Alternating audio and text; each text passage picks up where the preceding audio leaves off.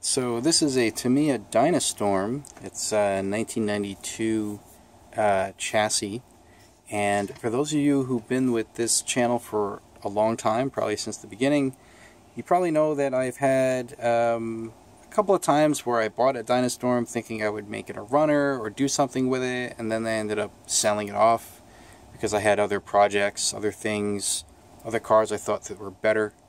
But now I'm at a point where I've kind of done pretty much everything I wanted to, with the exception of a few things like the low-C stuff I have to get to. And I thought that also there's enough other stuff out there for the Dyna Storm, aftermarket parts, that I think I could make a pretty good Dyna Storm runner without having to worry about breaking parts that are hard to find, like the suspension arms or gearbox parts, for example. So I'll get a little bit into that. So I figured I would at least do some kind of restoration or some kind of custom build on this Dyna Storm, just to see where I can take it. So as it is, as you see it right now, this is pretty much box stock. There's nothing on it that's aftermarket. And some of the things that stand out to me about the Dyna Storm in terms of, let's say, either good or bad, what appears to be good about it is its relative tunability. On the front side of the chassis, you have your typical, hole adjustments on the tower and the arms. These are tall towers with tall front shocks, so you are moving relatively more amount of weight further forward on the chassis than on something like the RC10 Worlds car, which has shorter shocks, lower center of gravity. But you have two holes on the tower. That's something that you saw or wouldn't see on the RC10 until the B2, I believe. Although I think I have to go back and check the Worlds car. I think the Worlds car had some shock tower adjustments. But in any case, you got at least some camber gain adjustments on the tower, and you have roll center adjustment on the front hub carrier. Now this bottom hole here isn't exactly drilled through, but there is kind of an inset there that if you wanted to, you probably could drill through it, although you would have to either find a way to make this larger diameter or this larger hex ball stud fit down above this plane here so that the screw mounts through this lower hole, or you just use a different type of ball stud entirely that's easier to mount on through that hole. So you have potential for roll center adjustments, and of course, if you want to, you can make, you can drill custom holes here on the tower. There does seem to be a fair amount of space for roll center. Maybe not for going. Actually, you know what? Here, if I just flip this around here, if you wanted to go down on the inner camber link, there's probably room for that without it running into the steering link. And I'm sure there's maybe a few millimeters there of give if I want to take this and drop it down. And again, a lot of this depends on the type of ball stud you have and the type of ball cup you have. You can use smaller, tighter ball cups with smaller ball studs to give you a bit more clearance if you really want to, drop this hole down and give you a higher roll center on higher grip tracks. But for now, I'm not too interested in that. On the rear of the car, you have quite a lot actually in terms of camber gain and roll center adjustments. On the rear, you have 4 holes, right? 1, 2, 3, 4. The arrangement's kind of weird. It's not a 2x2 matrix. You have 2 up and down and 2 left and right. And then on the hub carrier, although the camber link position is fixed, you have a lot of holes on the mounting point for the hub carrier, so you can move that up or down or in or out. The in and out will also change the track width, but the up or down can change effectively how much droop you have, as well as some roll center, because if you move this up or down, you're moving this point up or down, and that's going to change your roll center. So for its time, it's a 1992 car, it was fairly tunable, but because it was a Tamiya, it was made using Tamiya plastics, which is your ABS plastics, so like your front bulkhead and your rear inner arm mounts. Those were particularly fragile parts for this car. I'm also, frankly, a bit worried about the inner camber link mounting point here. This is also made out of plastic, and if you hit this just right, you could end up snapping this whole thing off. So of the aftermarket parts that exist for this car, what doesn't seem to exist just yet is some way of reinforcing these holes, maybe a carbon fiber plate on the backside, or just an aluminum unit entirely for this whole piece here. It'd be really nice if someone could make that. Wink, wink, nudge, nudge. But in the meantime, there's other stuff you can do. So, Custom RC Parts make this very nice set of aluminum upgrades for the Dyna Storm. This is the aluminum front bulkhead, so you don't have to worry about finding a plastic replacement for this. It does weigh more than the plastic part, so you are moving more weight forward. And of course, since this is aluminum, something else is going to break. You're going to transfer forces to something else. Maybe the suspension arms, for example, if you get into a crash. But much better to have something that, for a car that's rare like this, where the parts are rare, where you're not going to kill yourself trying to find some replacement plastic part that's extremely difficult to find. They also make rear inner arm mounts, okay, left and right, out of aluminum. And then these two pieces here, I don't quite remember what they're for. I think, oh, one of them here, this guy here, goes onto this part here to mount the rear gearbox against the, I guess, the rear bulkhead. And then this piece here, I didn't do my homework on that. I don't know where it goes, but it goes somewhere. Oh, I think it's, yeah, it's this guy right here. That's the lower piece that this rear motor guard mounts up against. So, okay, those are kind of cool, but really it's about having these two pieces here for the rear inner arm mount, and then this front bulkhead. So I got those. I'm going to put those on. The other thing is the suspension arms. So JC Racing Products, in addition to making vintage wheels, or reproduction wheels, they've been getting into making other parts, like molded reproduction parts for like cars like the RC10. These arms are not Dyna Storm arms. These are for the Tamiya Astute, which is the first generation two-wheel drive buggy for this chassis platform, but they are compatible. These rear arms are almost the exact same geometry. Their arm width is the same. The inner opening here is the same. It'll mount perfectly fine onto this rear inner arm mount. The opening on the outside is the same, so it'll accept this hub carrier. The only difference is the placement of these holes. These three holes are a little further out, so they start off further out than the, I think you get 4 holes here. 4 holes on the rear arm. So if I just flip this over and I take this and I mount it like this, you can see, where is it? No, if it goes like, oh, sorry, duh, that's the front arm. What am I thinking? The rear arm. So if I mount the rear arm, you can see that the middle hole here for the Astute lines up with the outside hole on the Dyna Storm. So you get 1 hole in and 1 hole out from there. Which, okay, you know, for most tuning, that's probably good enough. And there is enough room here. Maybe if you wanted to, you could drill another hole on either side. It would be a little tight, but you could probably do it. Crucially, though, you can buy more of these, right? These are not out of production. These are in production. And then for the front, same idea with the front. The geometry is almost the same.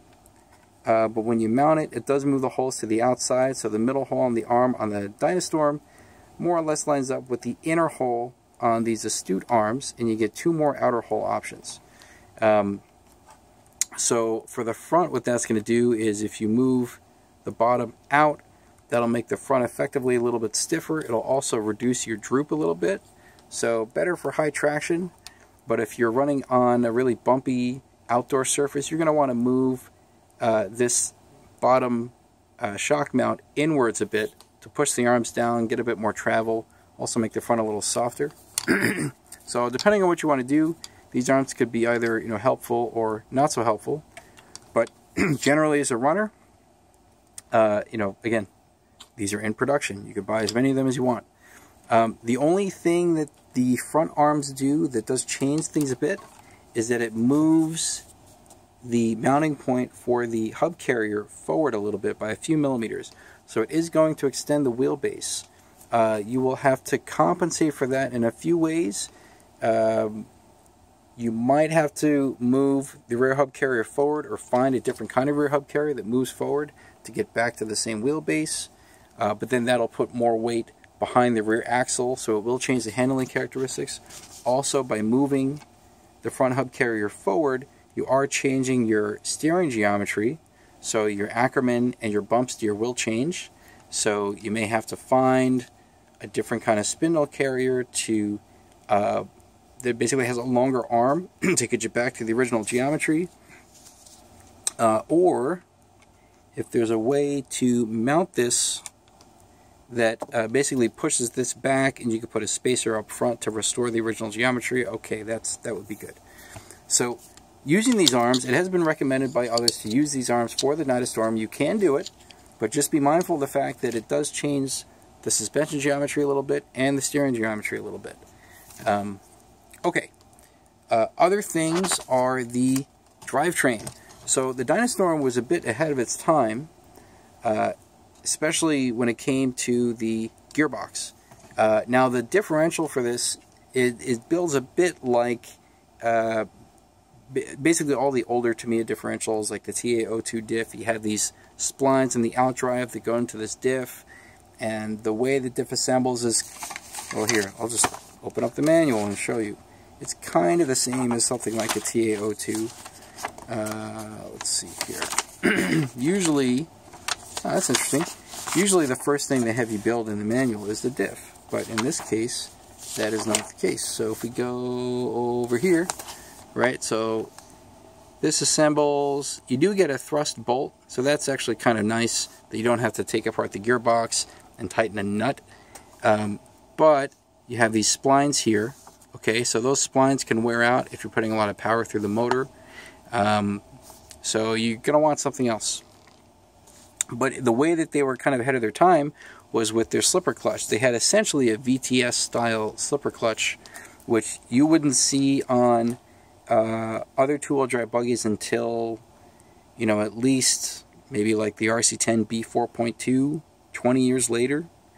I'm not aware of any other multi-plate slipper designs from the 90s or even the early 2000s. I could be wrong though. So anyway, one thing about this is the spur gears are custom.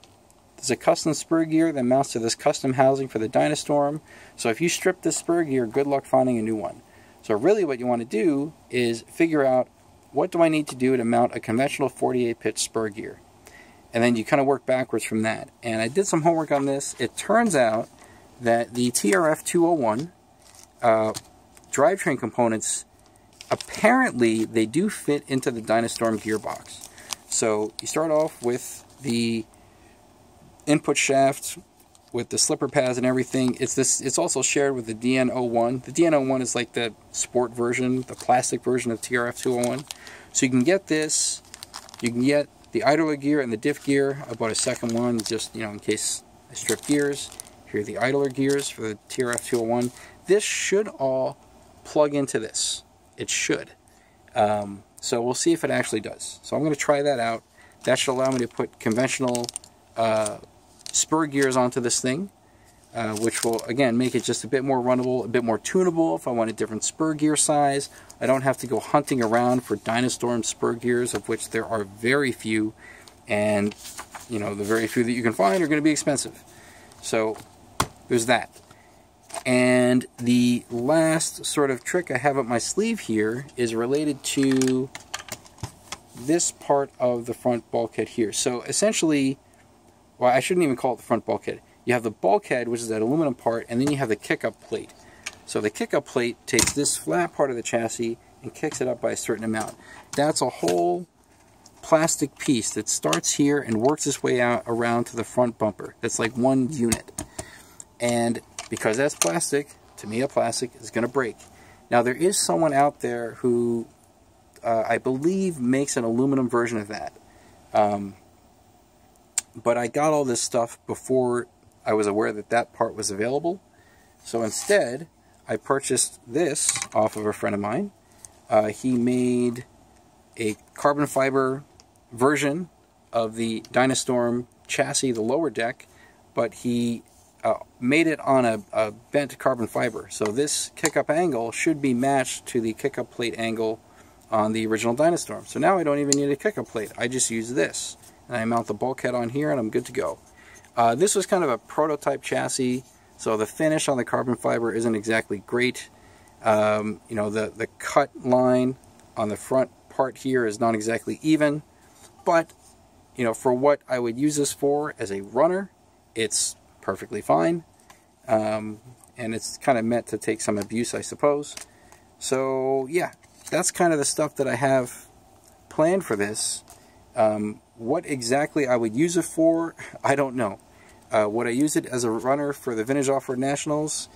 At this point, maybe not, depending on whether they change some of the classes and the rules. Because I already have plenty of two-wheel drive buggies. I still have a Losi XX to work on. I'd like to run that. My Kyosho buggies are awesome. I don't see me running anything else anytime soon, really. If they had a classic two-wheel drive class that could feature cars like this with a silver can motor, separate from the really high-performance cars that would use a 17.5, then I would consider running something like this. Maybe I can set it up for AstroTurf and run it as a silver can at RCHR on their AstroTurf track. That would be kind of cool. So I'm kind of thinking more towards that end, maybe running it in the silver can class. But I have my Kyosho RB5 that's set up for silver can, and that car drives really nicely. So I don't really need anything else for that. But if I'm just having fun, yeah, okay, maybe I can set this up for that. So I don't have anything specific planned for this, for, you know, how I would run it, for what event I would run it at. But I've always kind of wanted a Dyna Storm for a very long time, since I was a kid. And again, I've gone in and out with these, but now I really want to commit to making a runner and making it halfway decent. So hopefully I will be making some more videos of this in the near future. But in the meantime, thanks for watching.